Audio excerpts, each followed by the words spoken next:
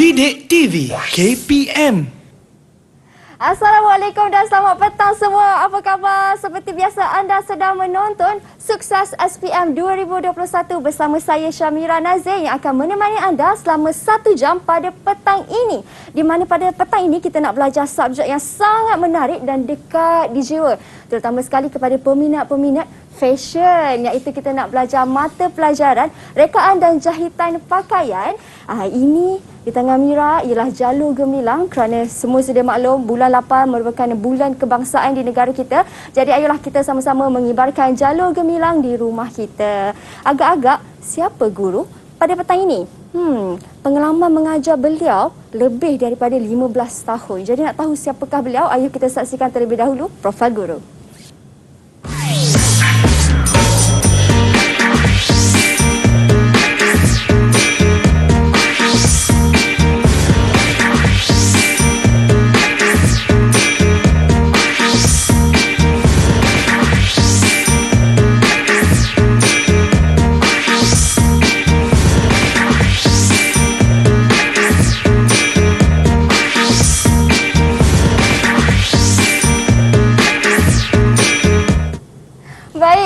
Cikgu kita yang akan mencurahkan ilmunya pada petang ini iaitu Cikgu Sobaria Johari. Assalamualaikum Cikgu, apa khabar? Khabar baik, Alhamdulillah. Waalaikumsalam. Sehat Cikgu ya? Sihat. Alhamdulillah. Cikgu datang jauh dari Kedah. Ya, betul. Cikgu mengajar di SMK Datuk Syed Ahmad Kedah selama 17 tahun pengalamannya ya? Ya. Dan pengalaman 17 tahun itulah yang Cikgu nak kongsikan dan juga curahkan di sini selama 1 jam. InsyaAllah. InsyaAllah Cikgu. Ya. Tapi sebelum tu apa-apa pun Cikgu, sebelum kita mula ataupun buka kelas sukses kita pada petang ini, saya ingin persilakan Cikgu untuk sanitasi tangan terlebih dahulu. Silakan Cikgu. Kerana kami di Didik TV sangat menitik beratkan tentang aspek penjagaan SOP. Baik. Okey, saya boleh sanitasi tangan. Terima kasih.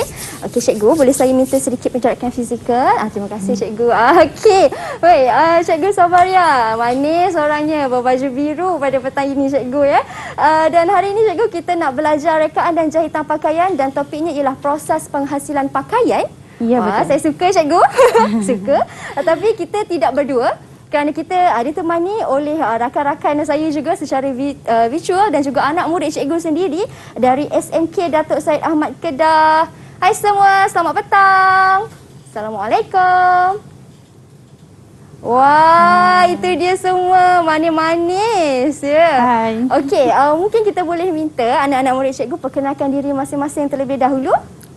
Silakan, mungkin kita boleh mulakan dengan B. Jenny. Hai, nama saya Bijenji. Saya dari Sekolah Menengah Kebangsaan Datuk Syed Ahmad. Cita-cita saya sebagai seorang pelukis pola. Wah, pelukis pola cikgu Ya. Pola yang kita nak belajar pada petang hari ini. ini kita nak belajar pola. Wah, okey, menarik. Kedua kita ada Cik Hanim Safia. Silakan. Cik Hanum. Okey, mungkin Hanim boleh dekatkan sikit mic. Hai, nama saya Cik Anim Syafiq binti Muhammad Idris dari Sekolah Menengah Datuk Syed Ahmad dan bercita-cita menjadi seorang guru dalam bidang fashion. Wah, menjadi guru. Ingin ikut jejak langkah Cikgu Sobaria. Kan cita-cita yang sangat baik dan murni. Okey, terima kasih Cik Hanim. Yang seterusnya kita ada Nurin Irdina. Silakan. Hai, nama saya Nuri Edina binti Zara Azhar dan cita-cita saya ialah menjadi seorang fashion designer. Fashion designer. Wah, okey. Kita ada Siti Nur Syaza. Hai, nama saya Siti Nursyazah Idrina binti Muhammad Syaiman dari Sekolah Kebangsaan Datuk Syed Ahmad dan cita-cita saya ingin menjadi designer. Ingin menjadi designer juga. Kita ada Alisha Nadiana. Hai, nama saya Adisha Nadiana binti Nur Azan dari Sekolah Menengah Kebangsaan Datuk Syed Ahmad. Cita-cita saya ingin menjadi seorang usahawan dalam bidang fashion. Wah, usahawan cikgu kan? Sangat cita-cita yang sangat luar kan? Ya, betul tu. Okey, yang keenam kita ada Aisyah Nabila. Silakan. Hai, nama saya Aisyah Nabila binti Ismail dari Sekolah Menengah Kebangsaan Datuk Syed Ahmad. Cita-cita ingin menjadi pionir fashion yang terkenal. Wow, baik. Ingin menjadi perakit fashion yang terkenal. Saya harap mereka semua mampu cikgu untuk menjadi apa yang mereka impikan ni. InsyaAllah kan. Jadi di kelas inilah yang mungkin cikgu nak berkongsi sedikit teknik dan juga tips yang penting bagaimana untuk mereka mengorak langkah mencapai cita-cita tersebut. Tapi kan cikgu, sebelum itu saya dengar mereka mempunyai cita-cita yang sangat mengkagumkan dan luar biasa. Mungkin saya boleh minta sedikit pandangan mereka tentang mata pelajaran ini terlebih dahulu. Saya nak tanya Cik Hanim. Apa pandangan Hanim tentang mata pelajaran rekaan dan jahitan ni? Modul proses penghasilan pakaian ini sangat menarik kerana saya dapat mengetahui banyak bagaimana cara asal untuk menjadi seorang tukang jahit. Kan mengetahui tentang perkara asas tu. Okey. Yang kedua kita pun ada Siti Nursyazah. Okey, modul proses penghasilan pakaian ini sangat menarik kerana saya dapat mengetahui proses bagaimana saya hendak menjahit pakaian yang berkualiti. Wah, okey. Saya pun tak sabar jugalah nak belajar macam ni cikgu. Semua apa yang mereka objektif ataupun pandangan mereka tentang mata pelajaran ni pun saya nak tahu juga cikgu. Kan sebab ini pun kita boleh aplikasikan dalam kehidupan seharian kita juga cikgu. Betul. Baik, itu ialah pandangan mereka tentang mata pelajaran ini. Boleh tahu nak menjahit pakaian yang menarik, pakaian yang bagus bagaimana kan. Tapi saya tanya cikgu terlebih dahulu. Apa yang cikgu nak fokuskan ataupun objektif pembelajaran cikgu selama 1 jam pada petang ni cikgu? Okey, hari ini kita akan ambil topik kita pada hari ini ialah modul yang ke-6, iaitu proses penghasilan pakaian. Objektif kita untuk hari ini ialah murid akan mengetahui 6 proses penting dalam penghasilan pakaian dan menjawab soalan-soalan peperiksaan SPM. Bukan soalan SPM lagi tau. Tapi soalan-soalan yang saya sediakan berdasarkan format SPM dengan betul lah hari ni. Ya, betul-betul. Dan yang saya tak sabar sekali, saya nak tahu bagaimana cara yang tepat ataupun cara yang sebenar untuk menghasilkan sebuah pola pakaian tu. Sebelum nak menghasilkan ataupun mereka pakaian, kena buat pola terlebih dahulu. Betul cikgu? Betul. Dan inilah nanti cikgu nak terangkan. Cikgu ada 6 proses penghasilan pakaian cikgu nak tunjukkan ataupun nak ajarkan kepada kita semua. Tapi sebelum tu cikgu, kita berhenti berehat seketika. Kita kembali selepas ini. Jangan ke mana-mana, hanya di Sukses SPM 2021. Didik TV KPM. Saya anak Malaysia. Saya anak Malaysia. Baik, kembali kita di Sukses SPM 2021. Masih lagi bersama dengan Mira dan juga cikgu kita, Cikgu Sobariah, di mana kita nak belajar mata pelajaran rekaan dan jahitan dan topiknya ialah proses penghasilan pakaian. Dan pada petang ini, Cikgu Sobariah macam cikgu terangkan tadilah, cikgu nak fokuskan kepada pecutan dan juga ulang kaji bagi murid-muridnya dan juga menerangkan bagaimana cara yang tepat ataupun cara yang mudah untuk menjawab soalan-soalan peperiksaan yang diberikan. Dan itu yang kita nak belajar pada petang ni cikgu. Dan Cikgu Sobariah nampak sudah bersedia di situ dan murid-muridnya pun sudah bersedia juga, yang di rumah pun sama. Senyum semua di Google Meet cikgu. Okey, jadi mungkin cikgu boleh mulakan kelas cikgu pada petang ini. Silakan cikgu. Okey. Assalamualaikum warahmatullahi wabarakatuh dan selamat sejahtera untuk semua anak murid saya di Google Meet dan di mana sahaja berada. Okey, apa khabar semua? Sihat. Sihat? Sihat semua. Okey. Kalau semua dah sihat, alhamdulillah. Jadi hari ini kita akan belajar tentang proses penghasilan pakaian yang mana tajuk ini merupakan satu perkara penting untuk pelajar ketahui tentang tajuk ini kerana ianya berkaitan dengan pengenalan menjadi seorang tukang jahit. Itulah pengetahuan asas ya. Okey. Ini profil saya. Okey, tajuk profil saya Sobariah binti Johari dari SMK Datuk Seri Ahmad. Okey, hari ini kita akan mengulang kaji dan teknik menjawab proses penghasilan pakaian. Okey, proses penghasilan pakaian ada 6 perkara penting yang perlu diketahui iaitu yang pertama sekali ukuran badan. Baik. Yang kedua, mendraft pola asas. Yang ketiga, menggunting fabrik. Kemudian, menjahit dan tekan. Acu dan baiki pakaian. Dan yang terakhir sekali ialah kemasan pakaian. Okey, nanti kita lihat satu persatu. Okey, yang pertama sekali ialah ukuran badan. Pada ukuran badan ni, okey, sekarang ni kamu pernah tengok kan? Rajah ni cikgu pernah bagi dalam bengkel.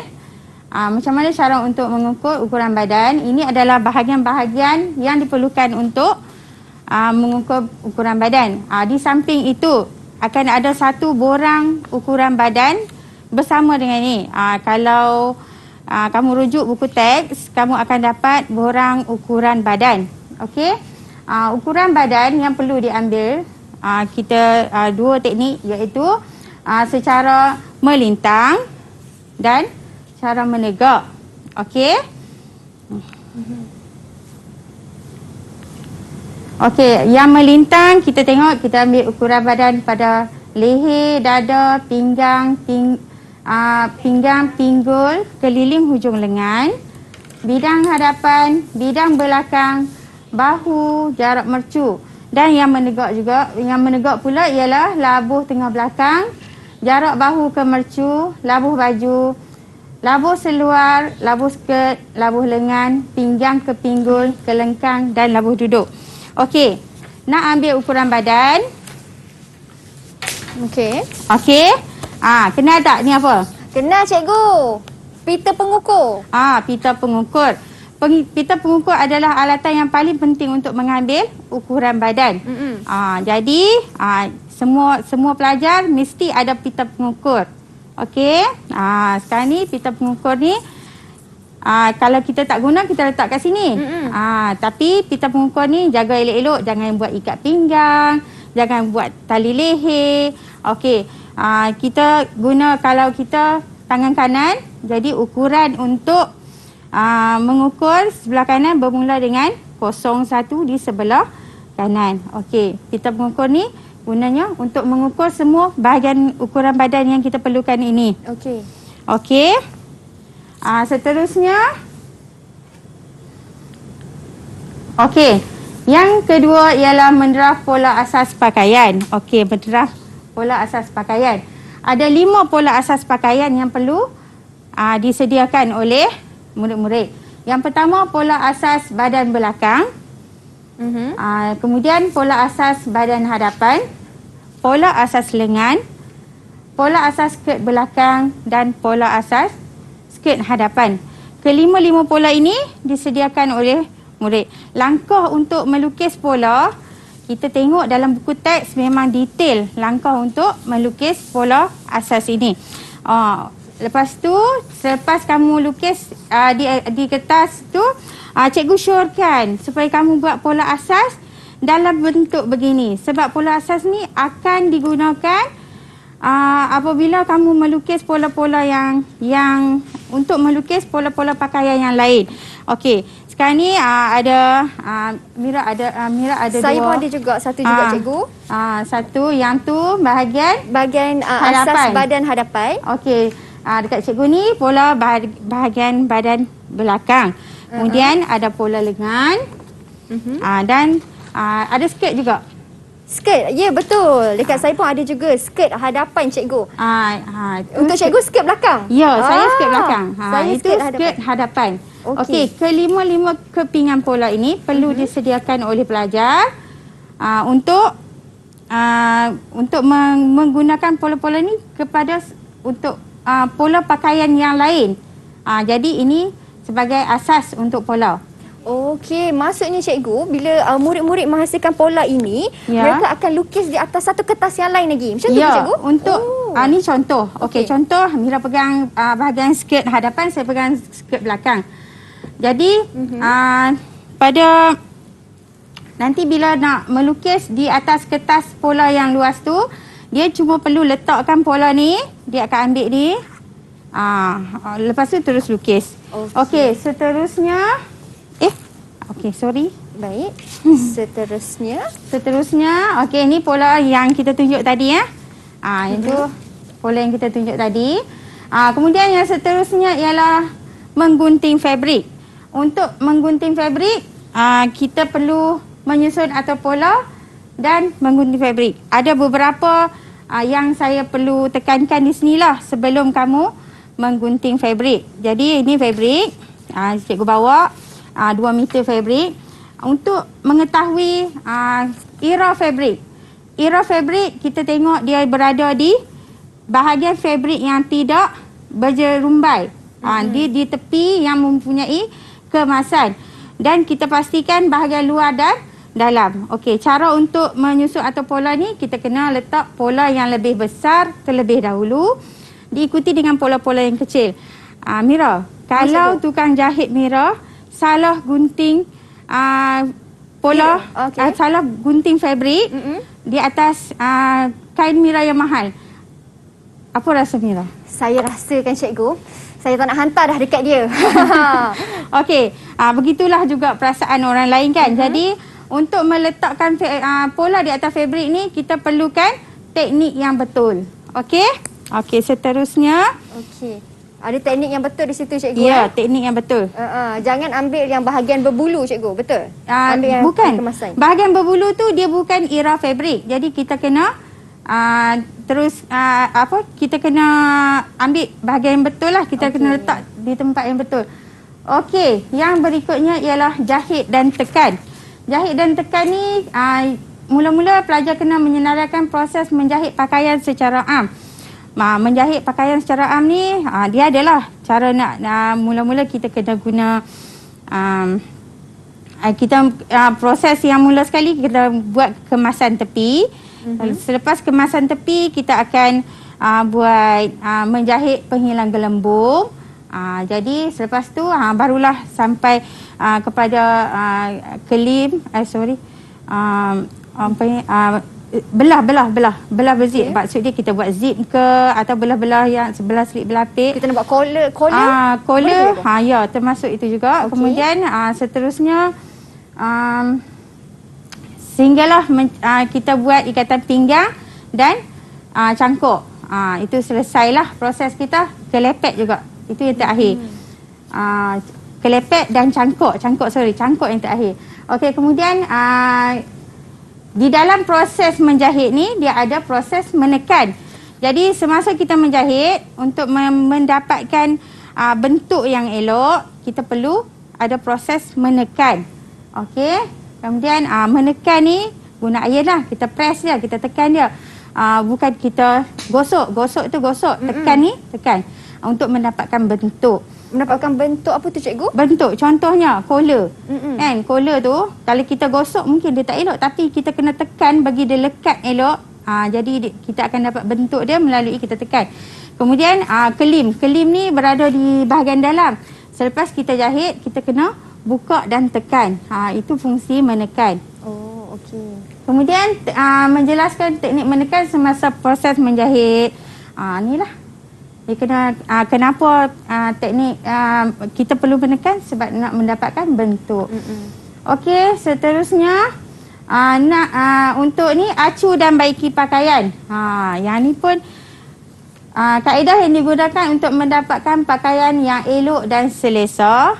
Okey, kemudian menjadikan si pemakai kelihatan anggun ketika pakaian tergantung dengan elok. Kerana pakaian tergantung dengan elok. Kemudian pembetulan dan kesalahan dapat dikesan dengan dan dilakukan melalui pembuatan toy. Dan seterusnya ialah penjimatan masa dan kos. Okey, melalui acu dan baiki pakaian tu daripada pola asas, misalnya fabrik yang kita nak gunakan tu mahal kan. Jadi bila fabrik tu mahal, sayang kan kalau kita menjahit dengan tak elok lah, dengan tak elok kan? dengan tak ikut ukuran yang betul ke apa kan. Jadi penggunaan toy ni menjahit pakaian untuk diacukan di badan dengan menggunakan fabrik yang lebih murah supaya pakaian tu memang elok di badan kita. Waktu tu boleh dibuat pengubahsuaian untuk bagi matching lah dengan badan. Okey. Dan yang terakhir sekali ialah kemasan pakaian. Kemasan ni kita boleh tengok pada kelepek, garis pinggang, garis leher apa sahaja, collar ke apa ke semuanya di garis leher. Kemudian keruk lengan ni di lengan lah. Dan yang terakhir sekali hiasan. Hiasan ni pada pakaian. Tengok hari ni baju saya pakai baju yang ada hiasan pada pakaian saya. Hiasan ni bukan sahaja penyudah kepada pakaian tersebut, tetapi dia juga adalah penambah nilai kepada satu pakaian. Baik. Okey. Antara hiasannya macam itulah. Kita ada lace, kita ada manik, cikgu Ya, betul. Okey. Okey. Untuk ulang kaji kita dah tamat. Okey, ulang kaji dah tamat. Sekarang sesi ni ke cikgu? Sesi menjawab soalan. Yang ditunggu-tunggu. Ya, untuk sukses kita. Okey, sekarang ulang kaji. Kita nak buat ulang kaji. Terdapat dua bahagian. Bahagian A merangkumi soalan respon terhad. Soalan respon terhad ni pelajar-pelajar jawapannya adalah berkisar di dalam buku teks sahaja dan apa yang dipelajari di bengkel. Dan soalan bahagian B nanti dia respon terhad dan respon terbuka. Yang tu soalan tu boleh luar daripada bidang, bukan dia dalam pengetahuan fashion, tetapi boleh di luar daripada buku teks. Dia lebih kepada pengetahuan am. Ya, soalan kemahiran berfikir aras tinggi cikgu lah Okey, agak-agak apa soalan tu cikgu? Okey, kita ambil yang bahagian A dulu ya. Okey, bahagian A ni soalan dia agak mudah. Bagi saya lah agak mudah. Bagi saya. Cikgu dah 17 tahun mengajar, mudah cikgu. Bukan. Bagi saya mudah sebab soalannya tu taklah terlalu menekankan pelajar. Soalan betul salah, soalan isi tempat kosong itu kan berbentuk subjektif semuanya, tapi jawapan dia lebih ringkas. Okey. Kita tengok soalan yang pertama, soalan contoh yang pertama. Raja 1 merupakan salah satu proses dalam mengambil ukuran badan. Okey. Berdasarkan Raja 1, tandakan betul pada pernyataan yang betul dan salah bagi yang tidak berkaitan pada ruangan jawapan. Okey. Pernyataan yang pertama, mengambil ukuran keliling pinggang. Tengok Rajah ni dia ambil ukuran apa? Okey. Ukur keliling dada melalui mercu dada. Yang ketiga, pelanggan perlu berdiri untuk mendapatkan ukuran yang tepat. Dan yang terakhir, pelanggan perlu mengenakan pakaian tebal agar ukuran yang diperolehi longgar. Okey, dia nak jawapan betul dan salah. Okey, siapa nak jawab? Siapa nak jawab? Okey, laju. Kita ada Alisha. Silakan Alisha. Okey. Mengambil ukuran keliling pinggang, salah. Ukur keliling dada melalui mercu dada, betul. Pelanggan perlu berdiri untuk mendapatkan ukuran yang tepat, betul. Pelanggan perlu mengenakan pakaian tebal agar ukuran yang diperolehi longgar, salah. Betul ke cikgu? Kita tengok jawapan dia. Saya dengar tu macam betul. Kita semak. Okey, yang pertama dia kata salah, betul jawapan dia. Ukur keliling dada melalui mercu tanda, dia jawab betul. Memang betul. Pelanggan perlu berdiri untuk mendapatkan ukuran yang tepat, betul. Mengambil ukuran waktu pelanggan berdiri. Tetapi ada satu, untuk mengambil satu ukuran, pelanggan perlu duduk, iaitu garis duduk. Okey. Jadi pelanggan perlu duduk di atas kerusi. Yang tu itu untuk mengambil ukuran garis duduk. Kemudian yang terakhir sekali, pelanggan perlu mengenakan pakaian tebal agar ukuran yang perlu longgar. Itu salah lah sebab kita nak mengambil ukuran badan, pakaian mestilah bersesuaian, nipis. Kalau boleh tu nipis dan selesa lah. Baik. Kita nak baju kita tu sedap dipakai lah orang kata kan. Ngam-ngam dekat badan kita, nampak kemas kan cikgu? Ya, okey cikgu. Kita bagi satu soalan dulu sebab lepas ni cikgu nak tanya satu soalan yang susah sikit kan, yang kemahiran berfikir aras tinggi tu. Kita berhenti berehat dulu cikgu sebab saya pun ada satu soalan nak tanya cikgu juga mengenai dengan pita pengukur tu, sebab dia ada dua nombor, depan dan juga belakang. Jadi yang mana satu nak ambil yang tepatnya? Di bahagian depan ataupun belakang? Tapi kita minta cikgu simpan dulu jawapan. Kita berhenti berehat seketika. Kita kembali selepas ini, jangan ke mana-mana. Okey. Didik TV KPM. Baik, kembali kita di Sukses SPM 2021. Satu soalan saya kat cikgu tadi. Nak ambil pita pengukur. Aduh. Kadang-kadang nak beli baju, cikgu nak ukur badan tu. Okey. Okey, saya jawab ya. Pita pengukur ni dia ada ukuran dalam inci dan dalam sentimeter. Okey. Dua-dua boleh guna. Dua-dua boleh guna. Yang selalu kita beli baju dekat pasaran, baju yang ready to wear tu, dia selalunya dia bagi bahu, ukuran bahu semuanya dalam inci. Baik. Jadi kita ikut ukuran inci. Jadi ada yang untuk murid-murid belajar pula, kita menggunakan ukuran sentimeter. Oh, okey. Ini ukuran sentimeter. Sebab sentimeter ni lebih kecil dan lebih tepat. Kalau pelajar belajar guna ni, dia 1 inci, ni 1,5 inci. Jadi beza dia tu banyak. Macam ni 1 cm, 1.5 cm. Itulah. Okey. Jadi tak kisahlah ambil yang mana-mana pun cikgu kan bergantung lah. Kalau kita murid-murid nak mereka pakaian, seeloknya ambil dalam cm lah. Di dalam silibus kita, guna cm. Okey. Jadi soalan saya pun dalam cm. Okey, soalan dalam cm Okey, cikgu. Itu terjawab soalan saya. Soalan cikgu pula tadi. Ya, soalan cikgu. Contoh soalan contoh yang kedua. Raja 2 menunjukkan pola asas skirt belakang. Nombor 0 hingga 6 adalah langkah mendraft pola asas skirt itu. Okey, Raja. Berdasarkan Raja 2, lengkapkan langkah mendraft pola asas skirt dengan menulis nombor 0 hingga 6. Ini arahan dia 0 hingga 6. Maksud kamu kamu tuliskan 0 hingga 6 sahaja di ruangan jawapan. Mendraft labur skirt. Okey, yang ni siapa nak jawab? Saya tak nak baca, nanti kamu baca lagi. Nanti kita dah sudah paparkan soalan di skrin. Okey. Jadi mungkin ada yang volunteer nak jawab, yang nak jadi usahawan. Tak apa, kita ada B je ni. Silakan. B nak jawab. Okey, B, teruskan. Mendraft labur skirt 01. Okey, 01. Mendraft labur pinggul 02. Mengukur 02. 1/4 ukuran pinggul tambah 1 cm 23.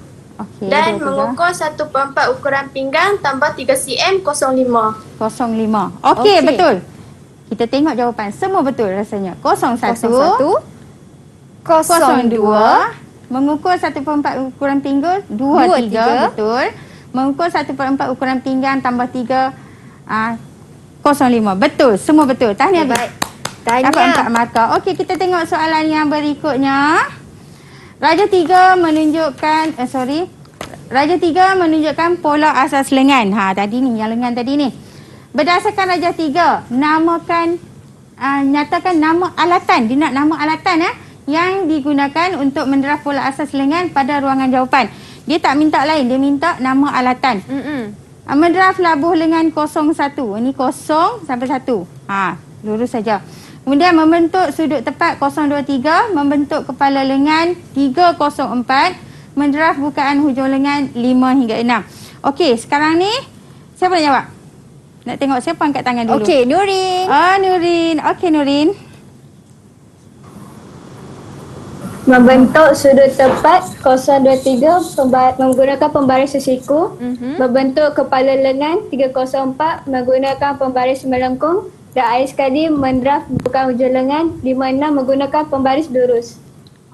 Okey, betul. 4 markah untuk Nurin. Wow, cemerlang. Okey, seterusnya soalan yang berikutnya.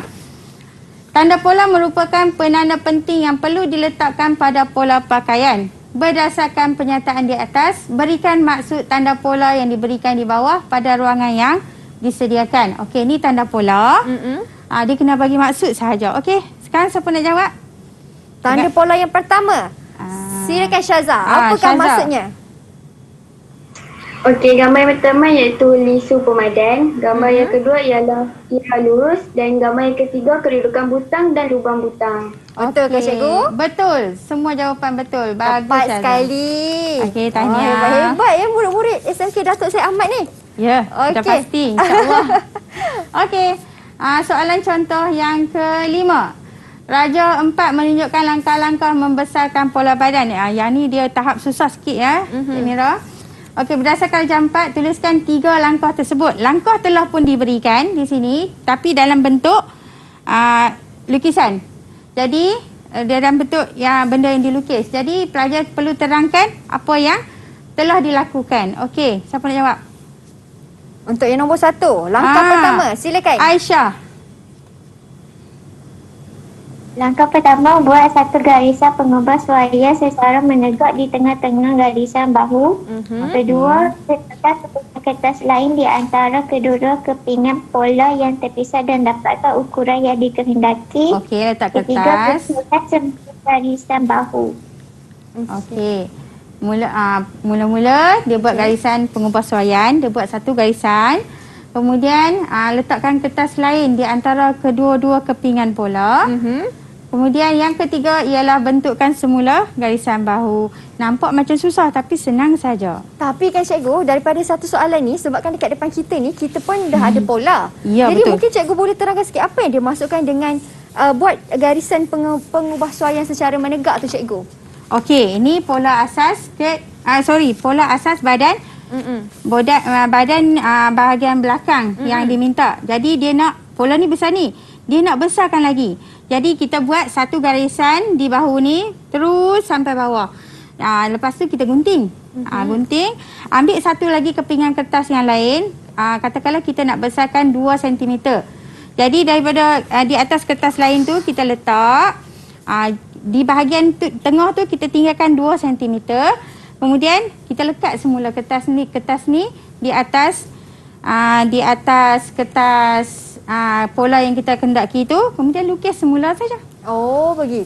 Senang saja, mudah Baik, dan saja. cara jawapan yang terbaik untuk dapatkan markah penuh bagi soalan ni cikgu kena jawab secara penuh lah. Jawab penuh dapat markah penuh. Okey.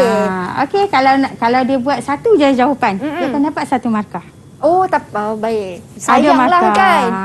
Betul.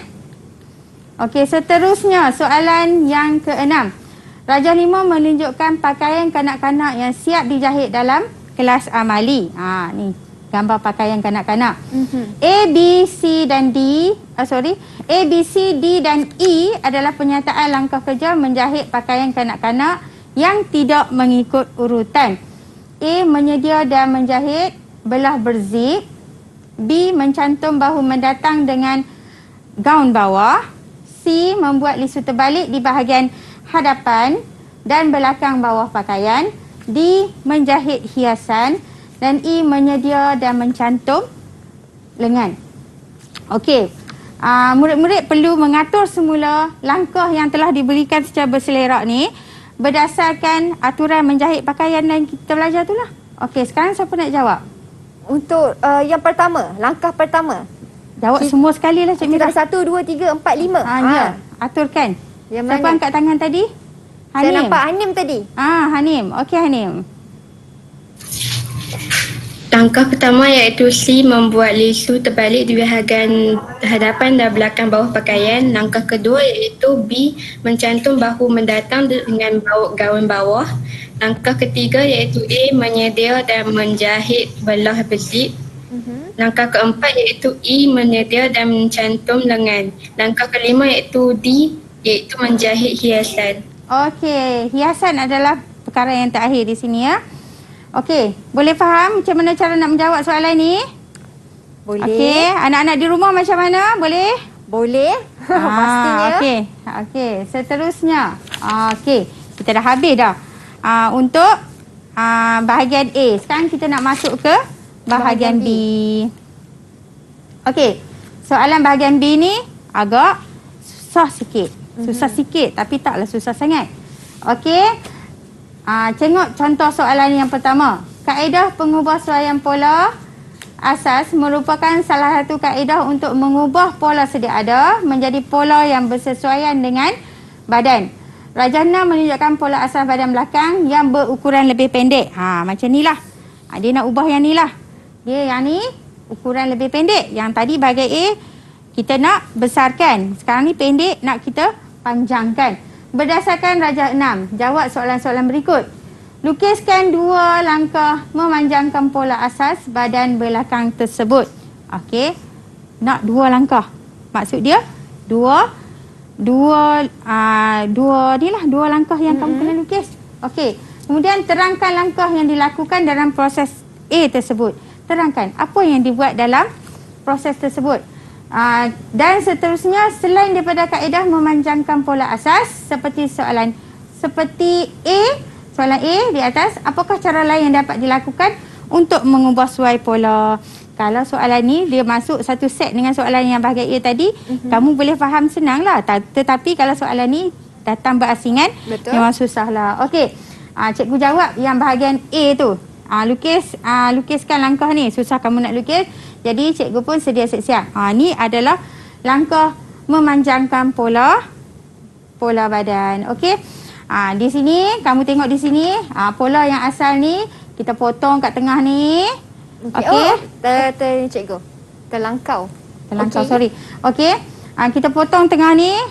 Ukuran yang diperlukan kita letak sekeping kertas. Yang ni kita lukis tau. Lepas tu lagi satu, yang ni yang dah siap. Jadi 2 lakaran ni. Okey. Dapat 4 Itu adalah mata. cara untuk kita membuat memanjangkan pola. Okey. Okey. Jadi soalan berikutnya dia kata apa yang kamu dah buat. Kamu tulislah balik apa yang kamu dah buat. Jadi okey, terangkan langkah yang telah dilakukan dalam A tadi. Okey, siapa yang nak terangkan? Okey, kita ada Lijan Yi, silakan. B1, buat satu garisan pengubah suaian secara melintang 5 cm daripada paras pinggang, guntingkan. B2, letakkan kepingan kertas di antara kedua-dua kepingan pola dalam ukuran yang diperlukan. B3, bentukkan semula garisan pola tersebut. Okey. Yang pertama dia kata buat garisan. Betul lah macam saya cerita tadi. Sekarang ni dia tulis balik apa yang dilakukan di sana, dia tulis balik di sini. Okey. Buat satu garisan pengubah suaian secara melintang. Kemudian letakkan sekeping kertas antara 2 kepingan pola yang kita potong tadi. Kemudian yang ketiga ialah bentukkan semula garisan. Ini dapat lagi 3 markah. 3 markah lagi cikgu. Okey. Tapi kan cikgu, saya nak tanya cikgu, di sini kalau kita lihat langkah-langkah yang macam Lijan Yi jawab tadi kan, buat satu garisan secara melintang 5 cm dan sebagainya kan. 5 cm itu memang mengikut teorinya begitu ke macam mana cikgu? Tak, yang ni berdasarkan apa yang misal Gambar kata, tadi itulah rajah tadi tu. Ya, berdasarkan rajah tadi. Jadi yang tu kalau dia kata 5 cm, dia tulis 5 cm. Dia kalau dia ada pelajar jawab 4 cm pun tak salah pun. Jadi yang penting ada ukuran. Okey. Seterusnya cara lain untuk yang dapat dilakukan untuk mengubah suai pola. Apa lagi yang kita buat selain daripada memanjangkan tu? Apa lagi yang kita boleh buat? Okey. Siapa nak jawab? Kalau tiada saya nak cuba. Kita ada Aisyah. Silakan Aisyah. Aisyah. Tak sabar Cik Mira pun nak jawab. Saya pun teringin nak cuba. Silakan Aisyah. Memendekkan pola asas badan, mengecilkan pola lengan, memanjangkan pola lengan. Okey. Selain daripada jawapan Aisyah tu, ada lagi jawapan-jawapan lain. Sebenarnya ada 6 proses yang boleh dilakukan untuk mengubah suai pola. Okey, memendekkan pola asas badan, mengecilkan pola lengan, memanjangkan pola lengan. Ada yang memendekkan pola lengan pun boleh. Memendekkan pola lengan. Boleh juga. Kalau pelajar menjawab jawapan itu. Okey, soalan contoh yang kedua.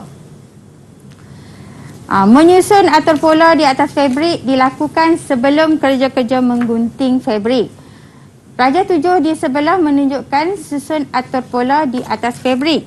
Berdasarkan Raja 7, senaraikan 4 teknik menyusun atur pola pakaian. Okey, yang ni soalan ni dia tanya teknik. Okey.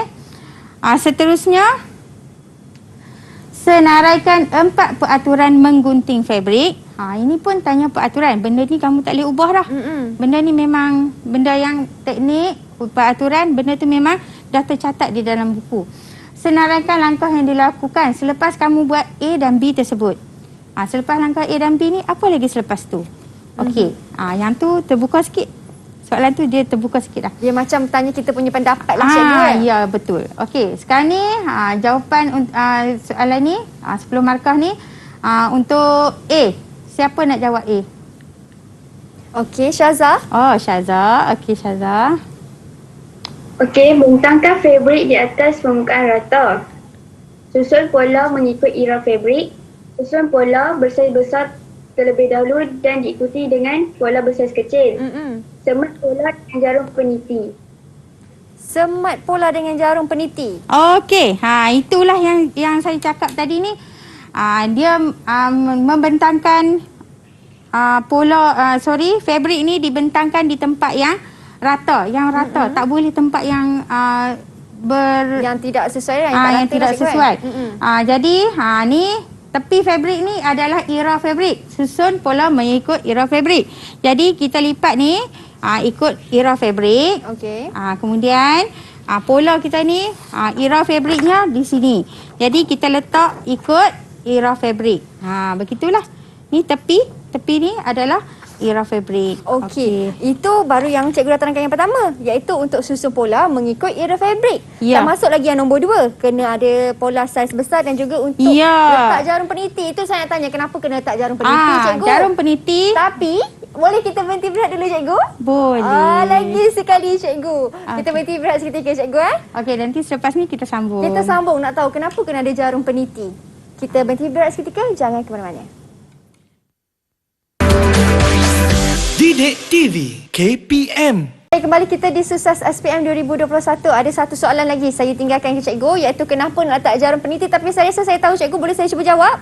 Saya rasa supaya pola kita tidak bergerak semasa kita nak menggunting nanti. Ya, betul. Betul, cikgu. Bagus, Mira. Mira tanya, Mira sendiri yang jawab. Okey. Terima kasih, Mira. Kita sambung, cikgu, dengan soalan cikgu tadi. Okey, soalan yang B, senaraikan 4 peraturan menggunting fabrik. Siapa yang nak jawab tadi? Okey, Hanim. Okey, Hanim, cepat Hanim. Masa mencemburui kita. Silakan, Hanim.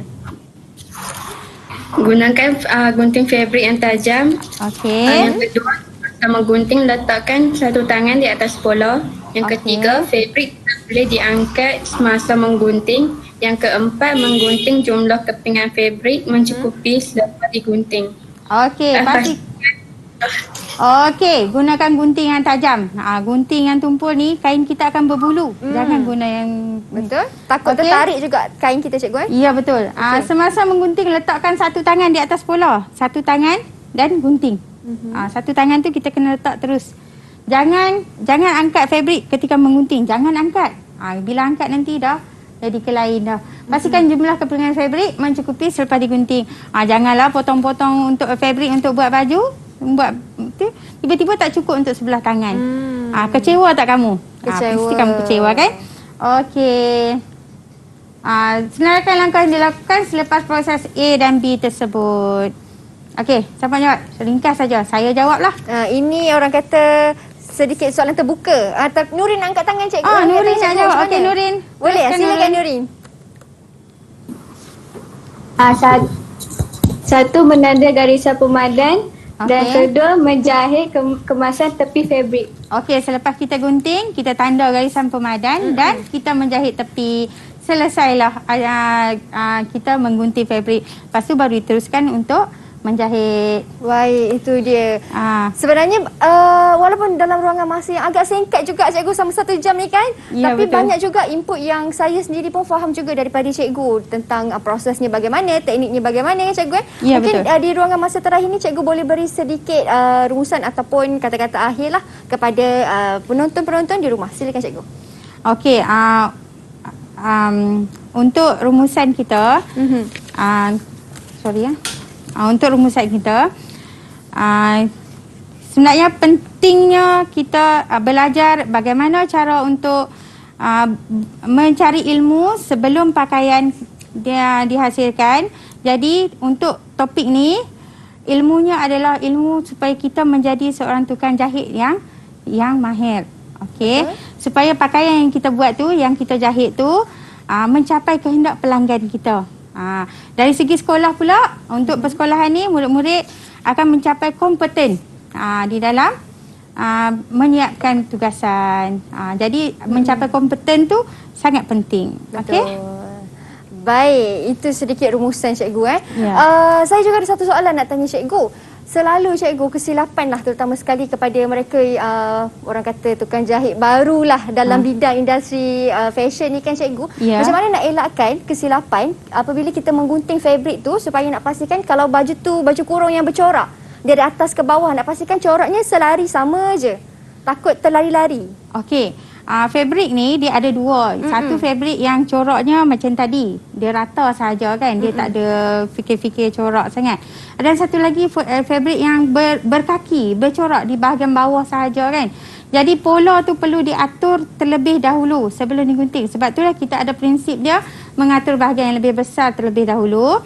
Kemudian ikut corak fabrik. Jadi apa yang penting tu kita buat supaya kain kita cukup. Jadi menjimatkan. Okey. Betul.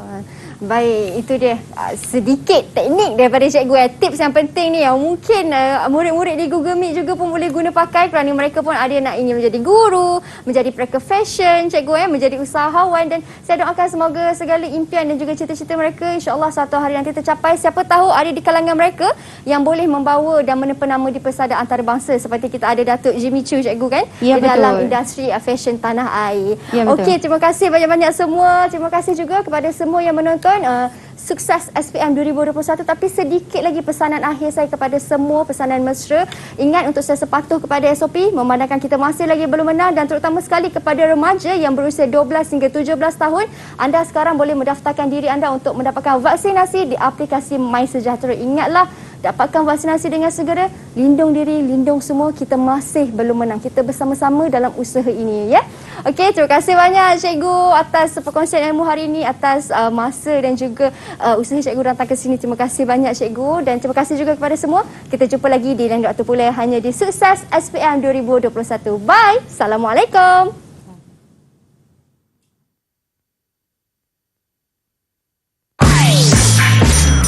Didik TV KPM. Assalamualaikum warahmatullahi wabarakatuh. Saya Cikgu Rosli bin Endur, Pengetua Sekolah Menengah Kebangsaan Datuk Syed Ahmad, Kuala Nerang, Kedah, mendoakan seluruh anak-anak pelajar SPM 2021 dan khususnya buat 21 anak-anak pelajar calon subjek RJP akan mencapai keputusan yang cemerlang dan membanggakan kepada seluruh warga sekolah. Teruskan usaha anak-anak. InsyaAllah kita akan berjaya. Terima kasih. Assalamualaikum. Saya Cik Na binti Mansur, ibu kepada Cik Hanim Safiah binti Muhammad Idris, calon SPM 2021 yang mengambil elektif rekaan dan jahitan pakaian. Mendoakan agar anak saya dapat mencapai kejayaan yang cemerlang dalam peperiksaan SPM 2021 nanti. InsyaAllah. Terima kasih kepada guru dan pihak sekolah yang banyak memberi dorongan dan sokongan kepada anak-anak kami. Terima kasih.